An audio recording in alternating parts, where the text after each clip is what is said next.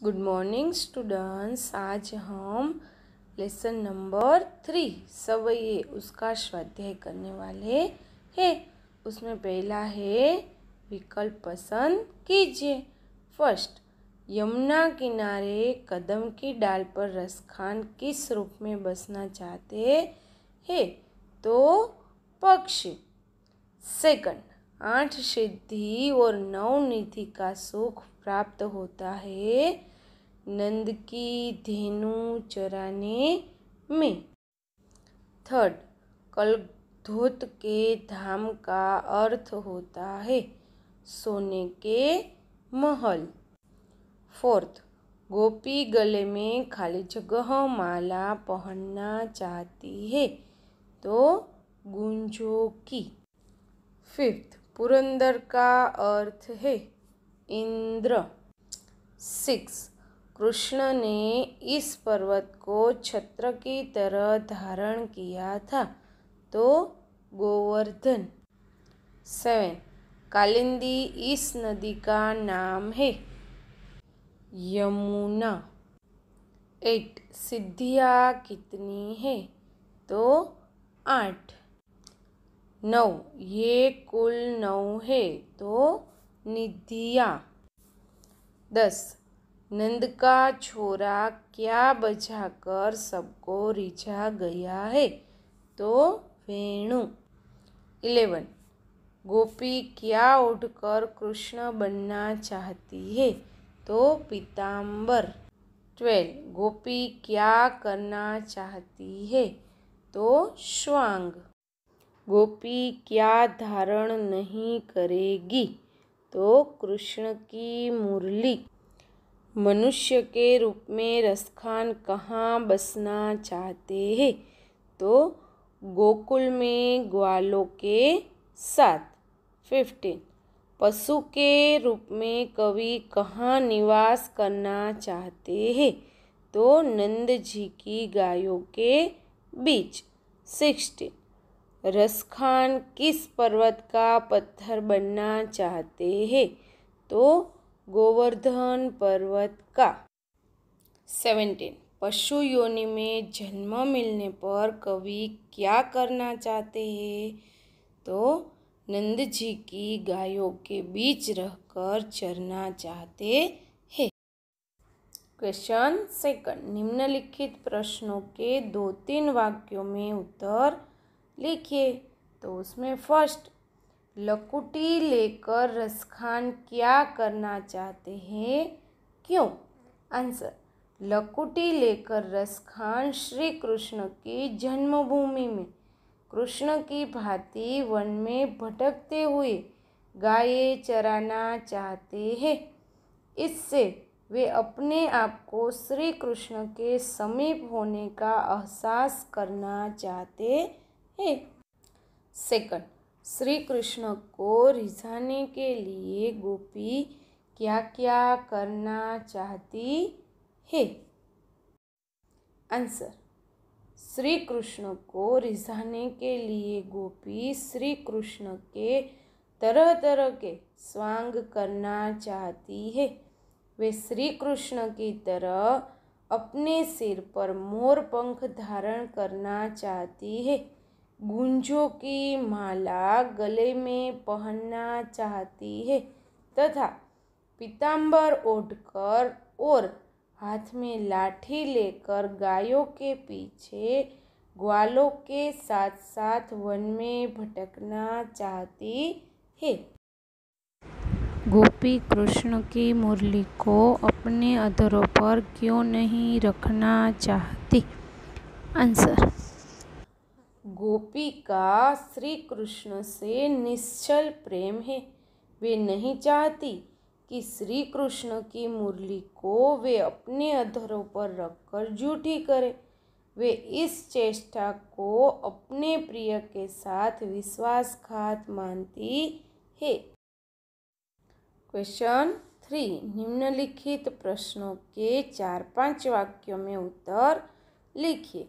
उसमें फर्स्ट, रसखान श्री कृष्ण का सामीप्य किन रूपों में किस प्रकार चाहते हैं? तो आंसर, कवि रसखान हर उस चीज में सामीप्य चाहते हैं जिनका संबंध श्री कृष्ण से रहा है।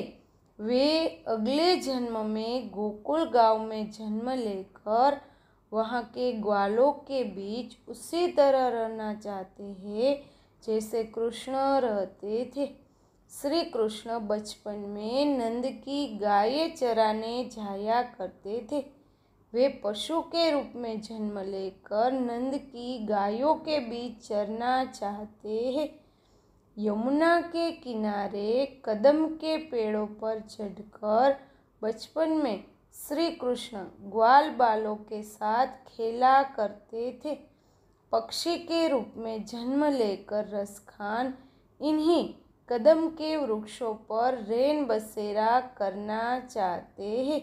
इतना ही नहीं, यदि अगले जन्म में वे पत्थर बने तो उसी पहाड़ का पत्थर बनने की कामना करते हैं जिसे श्री कृष्ण ने अपने हाथों से उठा लिया था। सेकंड, कवि श्री कृष्ण से संबंधित किन वस्तुओं की अभिलाषा करता है, इनके लिए वह किन वस्तुओं को छोड़ने के लिए तैयार है। आंसर, कवि रसखान श्री कृष्ण के प्रति अनन्य श्रद्धा है। वे हर हालत में श्री कृष्ण के समीप रहना चाहते हैं। इसके लिए वे उन वस्तुओं की अभिलाषा करते हैं जिनका संबंध श्री कृष्ण से रहा है। श्री कृष्ण की लाठी और कमली लेकर वन में गायें चराने जाया करते थे। इस लाठी और कमली पर वे आकाश, पाताल और मृत्युलोक तीनों लोकों के राज्य को भी तुच्छ मानते हैं और उसे खुशी खुशी छोड़ने को तैयार है। नंद की गायों को चराने के सुख को वे 8 सिद्धियों एवं 9 निधियों से भी बढ़कर मानते हैं। इसे पाने के लिए वे इन्हें सहर्ष छोड़ने को तैयार है। व्रज के जिन वनों, बगीचों और सरोवरों का संबंध श्री कृष्ण से रहा है, उन्हें देखने की उनके मन में बड़ी अभिलाषा है। इतना ही नहीं, वे व्रज की कांटेदार झाड़ियों के लिए सोने से बने करोड़ों महलों को भी न्योछावर करने के लिए तैयार है। थर्ड, कृष्ण की मुरली का ब्रज की स्त्रियों पर क्या प्रभाव पड़ा। आंसर, व्रज की स्त्रियां कृष्ण की मुरली की धुन की दीवानी थी। श्री कृष्ण ने अपनी मुरली की मनमोहक तान से ब्रज की समस्त स्त्रियों को रिझा लिया था। अपनी मुरली की धुन से जैसे उन्होंने ब्रज की स्त्रियों पर कुछ ऐसा जादू टोना सा कर दिया था कि वे उनके हृदय में घर कर गए थे। हालत ऐसी हो गई थी कि किसी को किसी की परवाह नहीं थी। ब्रज के सारे स्त्री पुरुष कृष्ण की मुरली की धुन पर मुग्ध हो गए थे। फोर्थ, कृष्ण के प्रति अपनी भक्ति प्रदर्शित करने के लिए रसखान क्या क्या न्योछावर करना चाहते हैं। आंसर, कवि रसखान के मन में श्री कृष्ण के प्रति अपार श्रद्धा है। वे अपने आराध्य देव के प्रति समर्पित है। श्री कृष्ण की लकुटी और कमली लेकर गायों को चराने के लिए वन में जाने वाला रूप उनके मन में समाया हुआ है। उस रूप का दर्शन करने के लिए वे तीनों लोकों के राज्य को न्योछावर करने को तत्पर है। नंद की जिन गायों को उनके आराध्य देव श्री कृष्ण ने चराया था, वे उन गायों को चराकर अद्भुत सुख प्राप्त करना चाहते हैं।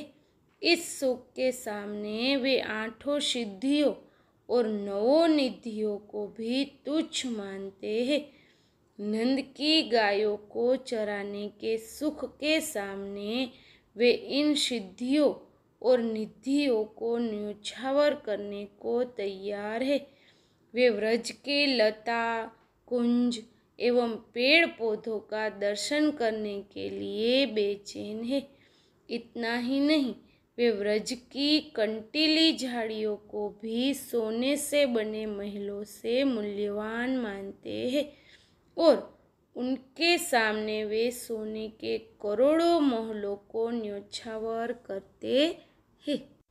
क्वेश्चन 4, उचित जोड़े बनाइए। उसमें मनुष्य तो गोकुल गांव, पशु तो नंद की गाय, पक्षी यमुना के किनारे कदम की डाल, पत्थर गोवर्धन पर्वत। समास का प्रकार बताइए। तो फर्स्ट, रस खान तो रस की खान तत्पुरुष, कालिंदी कुल कालिंदी का कुल तत्पुरुष, पीतांबर पीला अंबर कर्मधारय, मुरलीधर तत्पुरुष, मोर पंखा मोर के पंख तत्पुरुष। शब्द समूह के लिए एक शब्द बताइए। उसमें फर्स्ट, यमुना नदी का किनारा तो कालिंदी कुल, गाय रूपी धन तो गोधन, मुरली धारण करने वाला तो मुरलीधर, मोर के पंख तो मोर पखा। वाचक संज्ञाएं बताइए। तो पशु पशुता, नित्य नित्यता, सिद्ध सिद्धि, पहनना पहनावा, समान समानता।